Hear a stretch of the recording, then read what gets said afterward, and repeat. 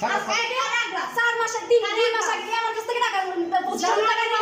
তোর মা তো বহুত আমার অর্নামেন্ট সব বিক্রি করে অর্নামেন্ট সব বিক্রি করে তাই আমার বিক্রি ছিল এই আর আমি যখন মজুদ আমি 4 মাস টাকা দিব আমি বলছি আমার 1 লাখ টাকা বেতনে চাকরি হলো আমি তোকে আনবো এই চুপ করো ওর ভাই সাথে ছিল ওর ভাইও সাথে ছিল কাজিন ছিল শুনেন আপনি কথাটা শুনেন আপনাকে উনি কি কোনো জোর করে বিয়ে করছে কিনা হ্যাঁ আপনার বিয়ে কোথায় করছেন আমরা মাজারে করছি মাজারে করছেন কোন মাজারে মাইজ ভান্ডারে বিয়ে সাক্ষী কে ছিল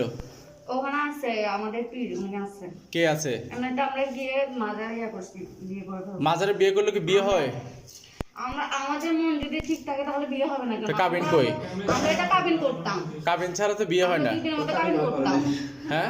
আমরা কাবিন করতাম আপনি কি জানেন দেশের আইনে কাবিন ছাড়া বিয়ে করা অপরাধ এটা তো অবৈধ সম্পর্কের মধ্যে পড়ে আপনি কালকে আবার বিয়ে করব এতদিন করলেন না কেন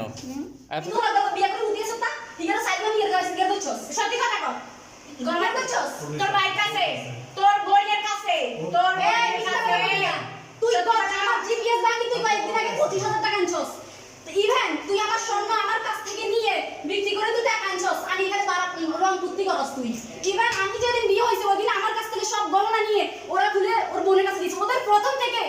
ইচ্ছা আমার এরা তো লোভে বিয়ে করছে তো জায়গা জমির কথা উনি বিয়ে করছস